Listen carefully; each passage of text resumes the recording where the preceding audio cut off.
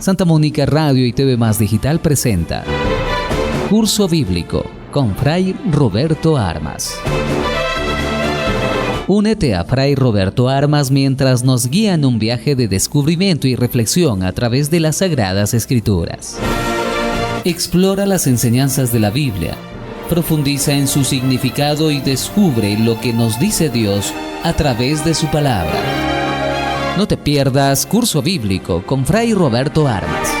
Sintonízanos y enriquece tu camino de fe.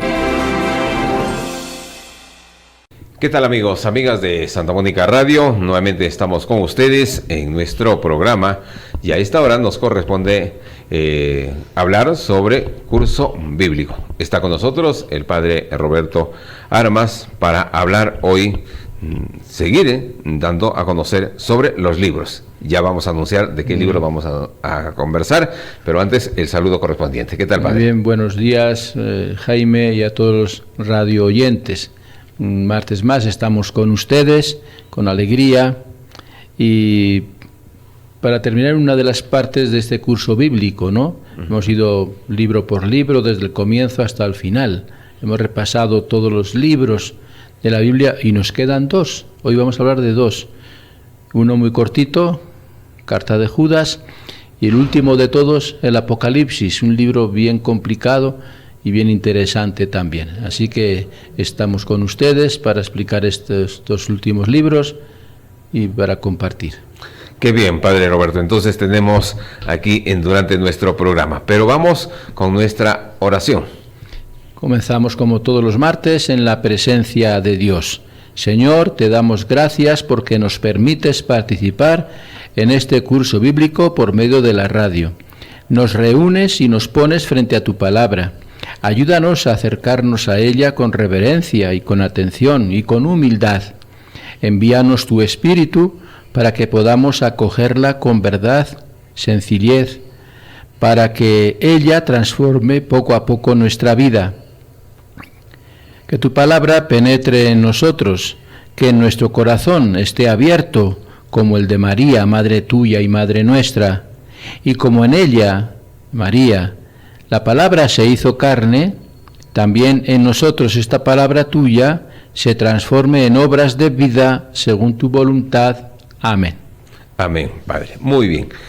Entramos a nuestra sección para seguir comentando. Hoy nos corresponde hablar del libro de Judas. ¿Qué decir del libro de Judas? Pero también nos preguntaremos, Padre, ¿a qué Judas nos referimos? Sí, Judas era un nombre muy común en la Biblia, entre los judíos, ¿eh? Entonces hay varios Judas. En el Antiguo Testamento están los hermanos macabeos, que el mayor era Judas, que se rebeló contra los gobernantes paganos de aquella época. Después, como apóstoles, hay dos Judas. Uno que sabemos que es el que lo traicionó, que es Judas Iscariote, pero había otro Judas que aquí lo veneramos mucho en nuestro Perú, tiene mucha devoción, San Judas Tadeo. San Judas Tadeo es distinto a Judas Iscariote, por supuesto.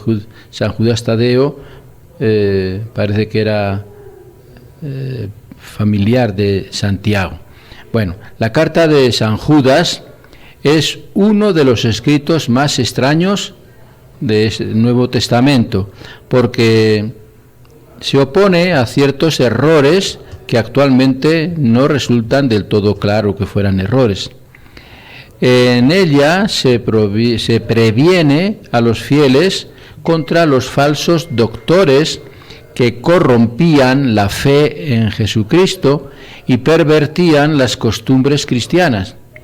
Y se les exhorta, especialmente en esta carta, a mantener intacta la enseñanza recibida de los apóstoles. Prácticamente esta carta es una exhortación y se apoya principalmente en ejemplos tomados del Antiguo Testamento. Nos lo dice en los mismos versículos de 5 al 16, nos explica eso, que es un capítulo nada más toda la carta. Este hecho y la mención de algunas tradiciones contenidas en los escritos apócrifos del judaísmo, escritos apócrifos, que dicen que no son inspirados por Dios, que el autor supone que son conocidos por los lectores, porque lo leían en esos tiempos, hacen pensar que los destinatarios de la carta eran en buena parte judíos convertidos al cristianismo. Sin embargo, había también entre ellos algunos convertidos del paganismo que por su mismo origen estaban más expuestos al libertinaje moral propiciado por los falsos doctores. La dureza de las amenazas en esta carta se explica por la gravedad del peligro y por el estilo literario de este escrito, en el que sin duda se inspira también la segunda carta de San Pedro. Cuando hablamos de la segunda carta de San Pedro, también citamos a San Judas, que se parecen mucho en lo que los apóstoles, tanto Pedro como Judas, pues recriminan y echan en cara a esta primera comunidad de cristianos. En cuanto al lugar y fecha de composición de esta carta, posiblemente sea la misma que haya sido escrita en Palestina o en Siria. Hay esa duda entre los años 70 y 80, cuando ya pues prácticamente habían desaparecido los representantes de la primera generación cristiana. ¿Quiénes son representantes de la primera generación cristiana? Pues los apóstoles. La primera generación son los mismos apóstoles y los discípulos de Jesús, los que recibieron el Espíritu Santo por haber sido testigos de la resurrección de Jesús y salen a predicar. Los primeros evangelizadores, primeros que transmitieron el mensaje de Jesús, el cristianismo, era esa primera generación cristiana. Entonces, ya por los años 70 y 80, ya prácticamente quedaban pocos de esta primera generación cristiana, eran sus sucesores. Sin embargo, el autor se le atribuye a Judas, identificado como el hermano de Santiago. Aparece en el primer versículo como hermano de Santiago, Santiago el menor. Hermano significa familiar, no quiere decir que sean hermanos de sangre o de padre y madre, sino cuando aparece en la Biblia la palabra hermano, también se refiere a todo tipo de familiares, ¿no? Entonces familiar de Santiago posiblemente. Sin embargo, hay dudas siempre en si fue el mismo Judas el que escribió la carta o fue algún discípulo suyo, ¿no? Por el tiempo en que se escribe y la duda en si en esa época todavía estaba vivo Judas Tadeo, ¿no? Entonces, el Santiago, el que dice que es familiar de él, era en ese tiempo, o presidía en ese tiempo, la comunidad de Jerusalén. Eso lo dice San Pablo en la carta a los Gálatas. Santiago, que presidía esta comunidad de Jerusalén, y que incluso fue martirizado pronto también. También podemos decir que el autor trata de animar, especialmente el fundamento de esta carta, la finalidad de esta carta es animar a los creyentes a mantenerse firmes en la fe. Esta es la idea clara, en la fe que un día pues recibieron de los mismos apóstoles. No se puede aceptar el nuevo estilo de vida que algunos practican en estas comunidades, influenciados pues precisamente por estos evangelizadores falsos o profetas falsos o maestros falsos que están tergiversando y cambiando el mensaje auténtico de los apóstoles, que es el de Jesucristo. Solo quienes mantengan, dice la carta de San Judas, solo quienes se mantengan fielmente a estas enseñanzas y compromisos originales desde el principio, son los que caminarán libres de pecado y llenos de gozo en esta vida cristiana.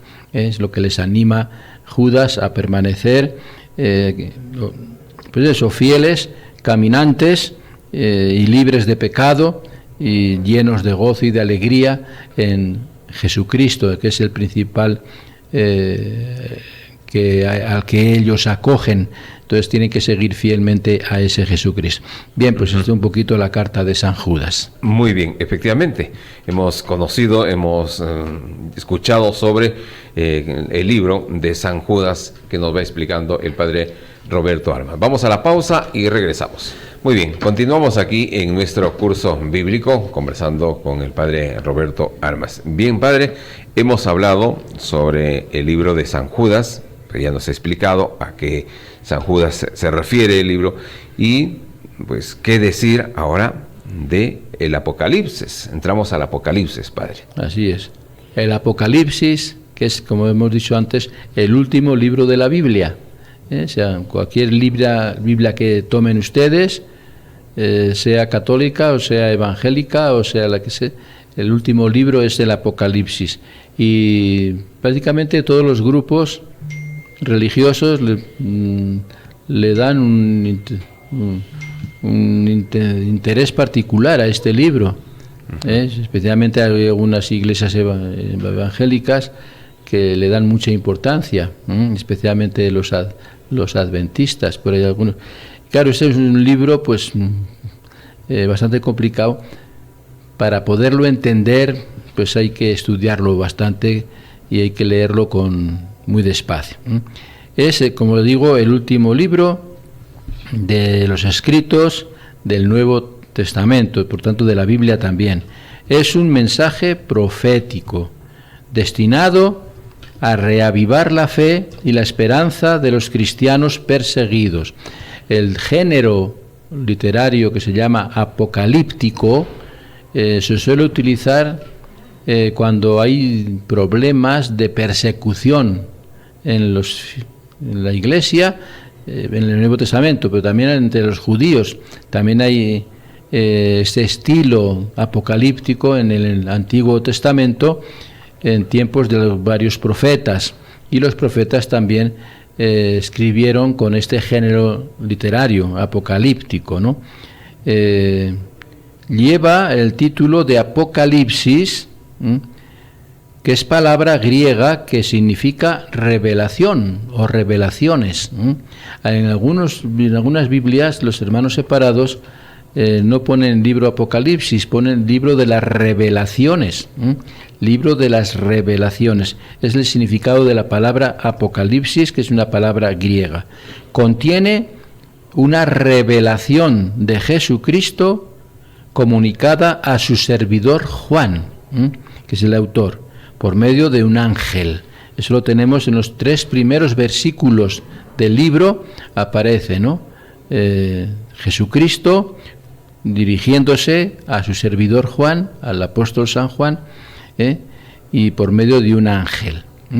El libro está redactado en este estilo que hemos dicho, llamado apocalíptico, muy utilizado en el mundo judío en esa época, y presenta evidentes analogías con el de otros escritos bíblicos y también otros libros extrabíblicos fuera de la Biblia.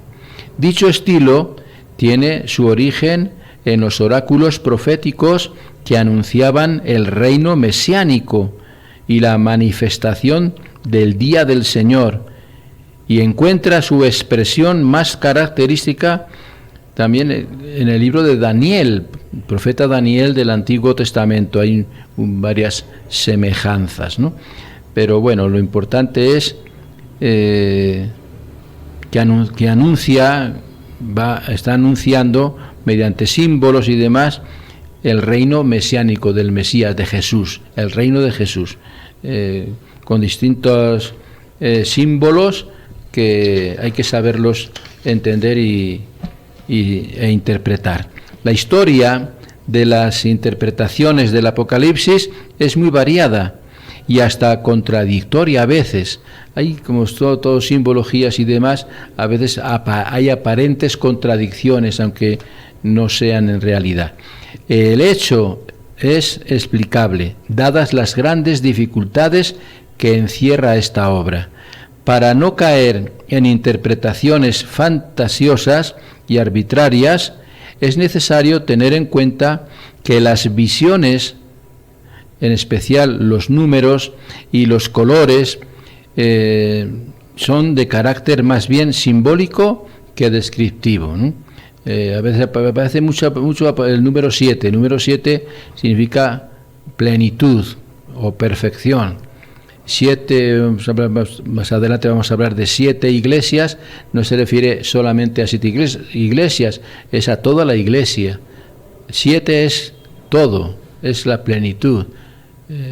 El número, y aparecen muchas veces el número 7 y distintos números también, que no quiere decir que correspondan a la realidad de los números, sino que son simplemente simbólicos nada más. A pesar de sus muchas oscuridades, el sentido profundo del Apocalipsis es sumamente claro. El sentido, la finalidad, el objetivo del libro, ese sí está claro. Este célebre libro anuncia claramente el triunfo de Dios sobre todos los poderes que se oponen a su designio salvífico y recuerda las promesas indefectibles hechas a la Iglesia. Vamos a ver la contraposición entre el bien y el mal, y aparentemente que el mal sale como que triunfa con la famosa bestia y los animales raros y el diablo y Satanás que atacan a la humanidad y que casi la destruyen, etcétera. Pero después viene el Salvador, que es Jesucristo, y vence a los enemigos, vence a la bestia, vence al diablo y sale triunfante. Es un poquito el drama que nos quiere transmitir este libro, ¿no? Uh-huh. Por eso puede, más allá del tiempo, se realiza plenamente el reino de Dios para todos nosotros, porque eso es para todos. Puede considerarse el Apocalipsis como un libro por excelencia de la esperanza cristiana, que a pesar de los males y las dificultades que se nos presenten, tenemos la esperanza de que al final todo se soluciona si estamos con Jesucristo. Esta esperanza está latente en el ferviente anhelo de la venida del Señor. Se desea que el Señor venga. O sea, entre esta encrucijada entre el mal y el bien, que al principio parece que está dominando el mal, al final vence el bien con la acción de Jesucristo, que es el Cordero degollado, que se deja degollar, se crucifica por la salvación del mundo. Al final Él promete regresar. Y los cristianos están esperando ese regreso. Es la esperanza de todo cristiano, que venga el Señor. Viene el Señor para salvarnos definitivamente y para que pasemos pues de esta manera al cielo. Entonces esta esperanza de que el Señor va a venir está latente en este libro, y se pone punto final al Apocalipsis, porque termina el Apocalipsis con esta frase: ven Señor Jesús. El final, las últimas palabras, las últimas son ven Señor Jesús. El autor está clamando que Jesús venga ya a hacer realidad pues todas sus promesas. Entonces ese es el final del Apocalipsis y el final del Nuevo Testamento y el final de la Biblia. El deseo de que venga Jesús. Toda la Biblia habla de Jesús, toda la Biblia habla del plan de salvación que Dios ha hecho para con nosotros. Este plan de salvación se completa con la acción de Jesús y su regreso, su segunda venida para llevarnos y estar todos juntos con Él. Y ese es el deseo de la Iglesia, y por eso Juan lo expresa de esta manera, prácticamente en el capítulo 22, que es el último, en los últimos versículos: ven Señor Jesús. Qué bueno, Padre Roberto Armas, explicándonos sobre el libro del Apocalipsis, un célebre libro, el último libro, que es variado, es claro y que tiene pues tantas cosas que se necesita saber y conocer. Vamos a la pausa, boletín correspondiente, y volvemos aquí en Curso Bíblico. Bien, amigos, amigas de Santa Mónica Radio, curso bíblico que está a cargo del padre Roberto Armas, agustino Recoleto, de la parroquia Santa Mónica, que como cada martes hablamos de los libros y vamos comentando y dando a conocer el significado de estos, ¿no? Y luego de hablar pues del Apocalipsis, nos corresponde conocer, padre, la primera parte del Apocalipsis. ¿Qué es lo que contiene? Aunque algunos lo ven como discutible, cosas que nos traen la maldición, la mala hora, no sé cómo lo pueden interpretar. Aquí usted tiene la palabra. Bien, sí, a veces el Apocalipsis lo emplean, sobre todo nuestros hermanos separados, para amedrentar a la gente, para asustar a la gente, porque salen temas a veces un poquito complicados, de amenazas y de muerte y de castigos y demás, ¿no? Y a veces, pues, en esas iglesias, los más fanáticos, ¿no? Los que son un poquito iglesias más fanáticas, no todas, pues se aprovechan de este libro y de frases de este libro para asustar y confundir un poquito a la gente, ¿no? Y al revés, el Apocalipsis, a pesar de que tiene todas estas cositas así un poquito difíciles para entender, que son simbolismos, hay que ver que son simbolismos, no son reales, no es nada real, es todo simbolismo. Entonces hay que saberlo interpretar bien, hay que saberlo leer, no se puede leer al pie de la letra y quedarnos ahí. Hay que estudiar qué significa cada frase, qué significa cada símbolo de los que aparecen ahí. Y el que no sepa interpretar eso no sabe leer la Biblia. Toda la Biblia hay que saberla interpretar. Hay un arte de leer la Biblia que es el de la interpretación, para no cometer errores y no equivocarnos, ¿no? Bien, pues el Apocalipsis sí tiene, vamos a decir, dos partes. La primera un poquito más corta, la segunda ya un poquito más larga. ¿Qué sucede en la primera parte del Apocalipsis? ¿Qué es lo que está sucediendo? ¿Qué pasa, no? Entonces, el libro del Apocalipsis se inicia con una serie de cartas dirigidas a 7 iglesias de la provincia romana de Asia. Actualmente ya no existen estas iglesias. En realidad, el número 7 es simbólico y dichas iglesias representan el conjunto de las comunidades cristianas de esa región, todas, haya 7 o haya 14 o haya las que haya, todas las iglesias de Asia Menor están pues configuradas en estas 7. 7 significa pleno, completo, todo, ¿no? Es decir, el número 7. Entonces, todas las iglesias, a toda la iglesia. Todas las cartas tienen un estilo semejante y están escritas en nombre del mismo Jesucristo, como si fuera el mismo Jesucristo el que las escribe y se dirige a estas comunidades, a quien se le dan diversos títulos en estas cartas, entre ellos, sobre todo, pues el más claro es el de el Hijo de Dios, ¿no? Él es quien pasa revista a la conducta de aquellas comunidades, alabándolas a veces por sus virtudes, pero también enjuiciándolas otras a causa de sus infidelidades. Es bueno que conozcamos un poquito estas 7 iglesias, ¿no? La primera iglesia es Éfeso, reprendida por el mismo Jesús, por medio del apóstol Juan, por haber perdido su primer amor y por no tolerar a los demás, especialmente a los que se portan mal. La segunda carta es a Esmirna, que es alabada por el sufrimiento y pobreza que viven a pesar de ser rica en la fe. Es rica en la fe, pero sabe soportar su pobreza material. La tercera es Pérgamo. Es reprendida por tener seguidores de la enseñanza de ídolos como Balaán y por tolerar la doctrina equivocada de Nicla, de un falso profeta. La cuarta es Tiatira, reprendida por tolerar que una mujer que practicaba idolatría, Jezabel, enseñara y sedujera a los siervos de Dios, y ellos se dejaban seducir. Pero también es una comunidad alabada por sus buenas obras y por su amor. Otra iglesia es Sardes, reprendida por estar muerta y por no haber mantenido la verdadera fe, la ha descuidado.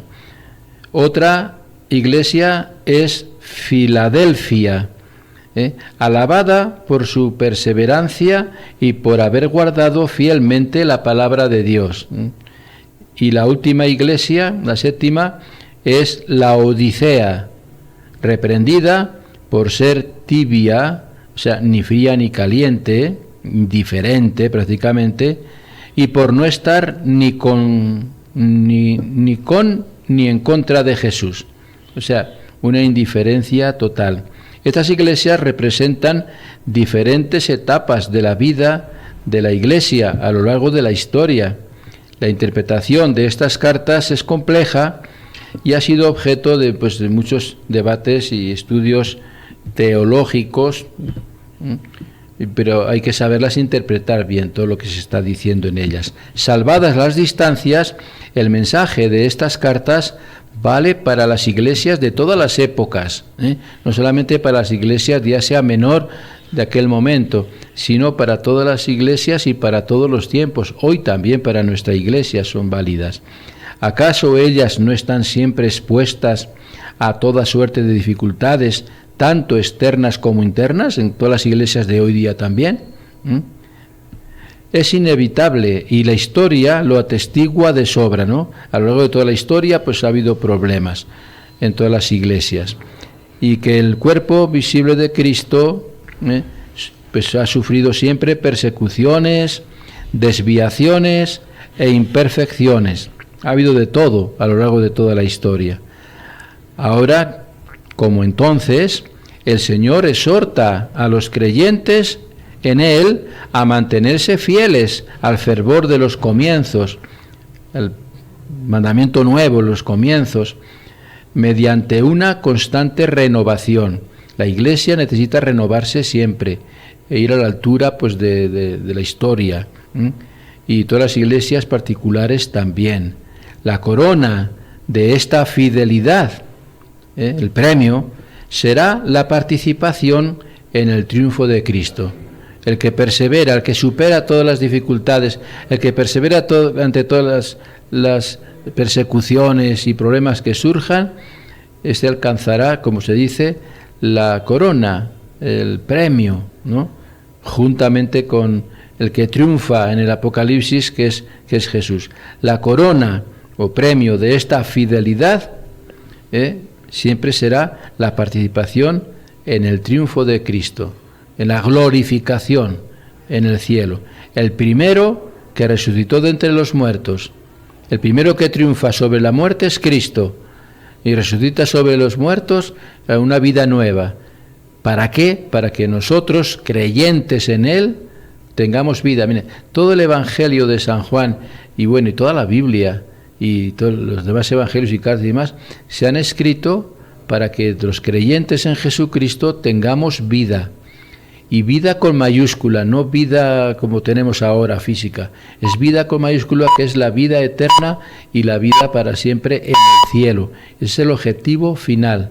Y ese es el objetivo de estas expresiones dirigidas a estas iglesias, que es, en definitiva, a toda la iglesia y a todos nosotros también.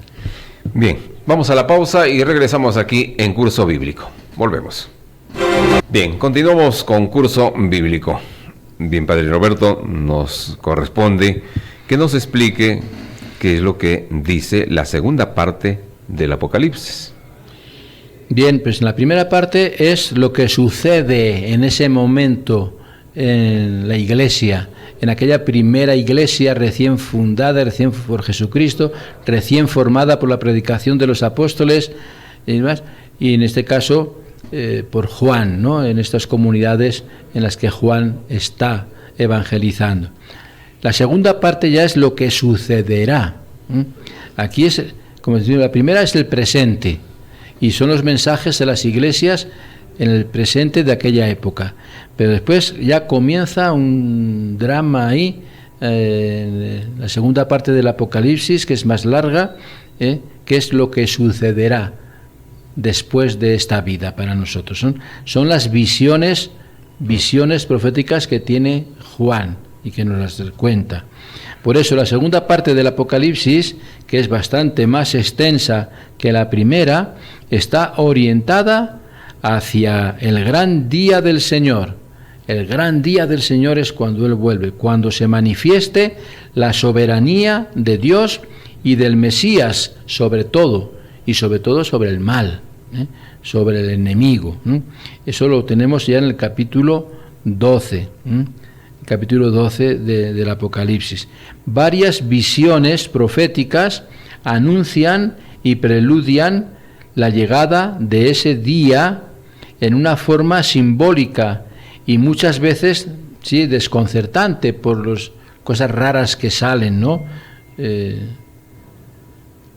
Animales o eso, pues que no son los normales que conocemos nosotros, que si con cuernos, con un montón de ojos o cuantas cosas, ¿no? Pero siempre con números simbólicos.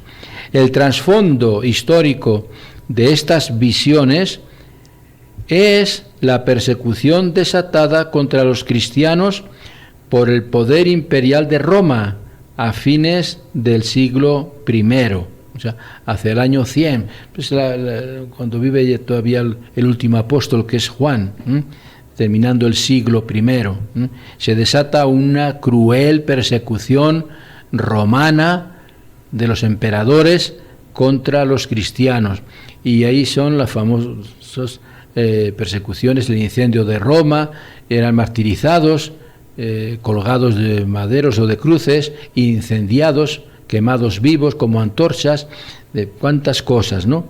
Las famosas distintas persecuciones. Cada emperador tiene su persecución a los cristianos de forma dramática, ¿no? Y esto es lo que, ante esta situación, aquellos primeros cristianos que se sentían tan perseguidos en toda la iglesia en general, entonces los mensajes que tenía que transmitir el pastor, el dirigente, en este caso Juan, u otros acompañantes suyos, tiene que ser en forma simbólica para que los enemigos, los que persiguen a los cristianos, no entiendan a qué se refieren esos mensajes. Si lo leían en esa época, no iban a entender prácticamente nada de lo que decían ahí. Pero sin embargo, los que sí creían en Jesucristo, los cristianos, para ellos sí entendían, porque ellos sí estaban actualizados con el significado de esos símbolos que en el libro aparecían. Entonces, es como si transmitir mensajes a unas personas en forma de clave, como que los símbolos son claves que llevan un mensaje, pero que al leerlo textualmente parece que es otro totalmente distinto y totalmente inexplicable o inentendible, ¿no? Entonces, al pie de la letra no se entiende, y si leemos hoy el Apocalipsis al pie de la letra, pues prácticamente tampoco lo entenderíamos. Simplemente hay que saber interpretar el significado de estos símbolos, ¿no? El significado de estos símbolos. Dentro de ese marco, los capítulos del 4 al 11 tratan de los últimos tiempos, que vendrán, teniendo en vista el juicio de Dios sobre Israel, que culminó con la destrucción de Jerusalén. El año 50 por ahí fue destruida Jerusalén, y eso ya es un símbolo de que cae Jerusalén, que al final pues también va a haber un final para todo el mundo, para todas las iglesias, cuando llegue Jesús, ¿no? Entonces por ahí hace la comparación. En los capítulos 12 y 13, los más importantes del libro, se describe el enfrentamiento de las fuerzas del mal con el nuevo pueblo de Dios. Fuerza del mal, la bestia, el diablo, el demonio, los animales raros, feos, negativos, que atacan a la tierra, que destruyen casi toda la tierra, 3/4 partes de la tierra son destruidos, etcétera, etcétera. Es una persecución constante contra la Iglesia de ese tiempo, ¿no? Contra el pueblo de Dios.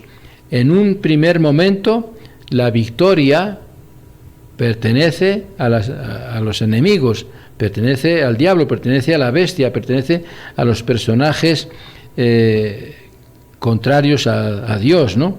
Que son personificadas en el Imperio Romano. O sea, esa bestia quiere Juan dar a conocer que es el enemigo actual en ese momento, que es el Imperio Romano, los emperadores.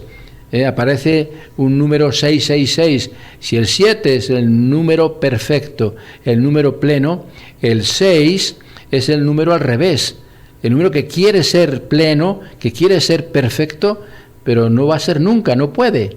Y por eso está enfadado, está enfurecido y está en contra. El 6 es el número negativo, y por eso 3 veces 6 es el mal a la perfección, el mal perfecto, el mal más dramático, 666. ¿Y a quién se atribuye ese 666? Es el número de la bestia. ¿Y a quién se refería? Era al emperador romano de esa época, ¿no? El enemigo principal de la Iglesia, del pueblo de Dios y de Jesucristo. Bien, pero al final será el triunfo de Cristo y de sus elegidos. Primero parece que triunfa el mal, que triunfa la bestia, que triunfan los enemigos, los provocadores del pecado y demás. Pero al final, entonces el desenlace será Cristo y sus elegidos, los cristianos, los que triunfarán. La gran ciudad que representa el mal es Babilonia, la ciudad del mal. Será reemplazada por la nueva ciudad de Dios, que es la nueva Jerusalén, que Juan ve descender del cielo y demás, ¿no? ¿Cuántas veces se ha repetido esta lucha del mal contra el bien a lo largo de toda la historia? Pues muchas veces. De allí la perenne actualidad del Apocalipsis, porque lo que se narra ahí a nivel histórico se ha sucedido a lo largo de todos los siglos en la Iglesia y en la sociedad. Entonces, ¿cuántas veces se ha repetido esta lucha? De allí la perenne actualidad del libro hoy, que no es un libro para intimidar y meter miedo y asustar, sino para animar a los creyentes más que todo. El libro del Apocalipsis es un libro para animarnos a seguir adelante y a tener esperanza de que al final siempre va a triunfar Dios, al final siempre va a triunfar el bien, al final siempre triunfa Cristo y los que están con Cristo. Llegada la hora del juicio de Dios sobre todas las naciones, entonces el triunfo será nuestro. Y con ella la consumación de la alianza nupcial de Dios con la humanidad, la consumación de ese pacto de amistad, como si fuera un matrimonio, unión como el matrimonio, Dios, el esposo, y nosotros, la esposa, y esa unión será definitiva y para siempre. Por eso Jesús invita al banquete, por eso aparece tantas veces el banquete como promesa de que tenemos que ir todos al banquete, que es símbolo de la Eucaristía, pero el banquete final es en el cielo, banquete de bodas de Dios con su pueblo, de Jesucristo con nosotros, con la Iglesia, banquete de bodas, de unión, de pacto de fidelidad y de amistad, y ese será banquete eterno para siempre en el cielo, que es al que estamos todos invitados, ¿no? Será la hora de las bodas del Cordero que aparecen en el Apocalipsis, las bodas del Cordero con la nueva Jerusalén, que es la nueva iglesia, la iglesia actual nuestra, embellecida como una novia preparada para recibir a su esposo. La iglesia, los cristianos, tenemos que ir al encuentro con Cristo preparados, como una novia va bien engalanada y bien vestida y bien pura al encuentro con su esposo. Pues así tenemos que ir también nosotros vestidos como novias, puros, limpios, impecables, para recibir a Cristo, que es nuestro esposo, y contraer matrimonio con Él, amistad con Él, amor con Él para toda la eternidad, para siempre. Y eso será el banquete en el cielo.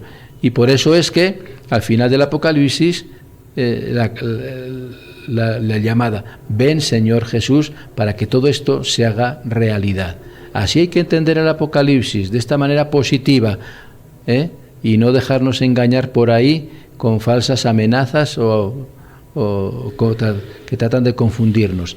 La verdad del Apocalipsis es esta: Jesucristo vence al mal con su muerte y con su resurrección, y al final vendrá para hacernos partícipes a todos nosotros de su triunfo, que será nuestro triunfo también, y será una felicidad eterna y para siempre. Es bello este libro, y un mensaje precioso, un mensaje lleno de esperanza para nosotros. Estamos en el año de la esperanza por el jubileo, pues con más razón todavía. Es bonito leer este libro, pero cuando lean este libro, si es Biblia católica, lean los comentarios, lean las explicaciones que en todo libro de la Biblia hay.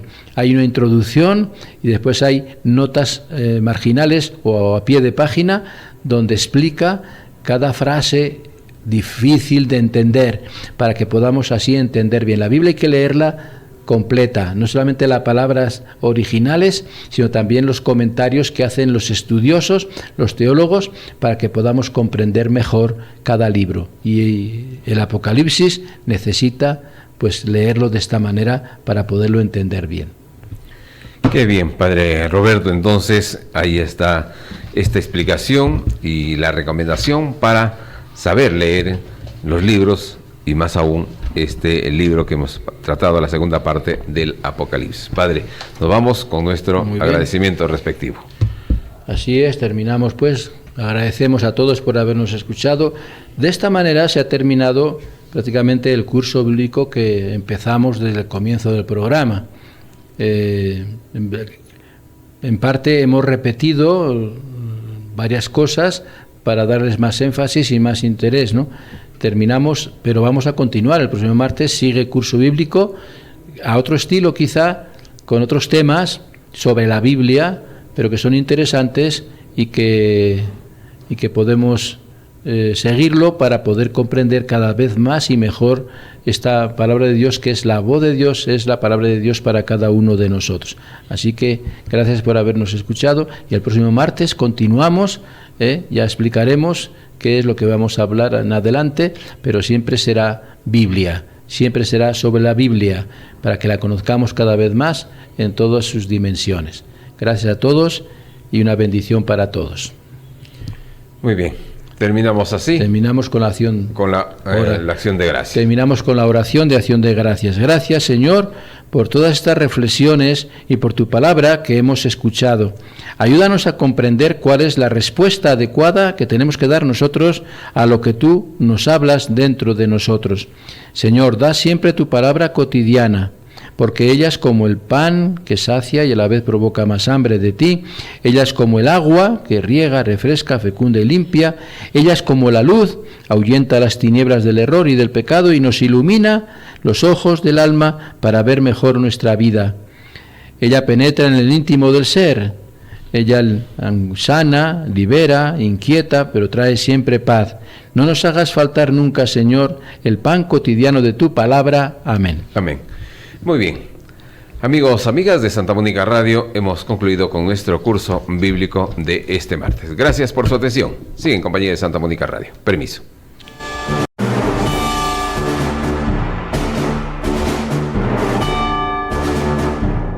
Santa Mónica Radio y TV Más Digital presenta Curso Bíblico con Fray Roberto Armas.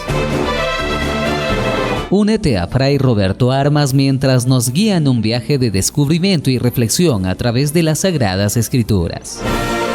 Explora las enseñanzas de la Biblia, profundiza en su significado y descubre lo que nos dice Dios a través de su palabra. No te pierdas Curso Bíblico con Fray Roberto Armas. Sintonízanos y enriquece tu camino de fe.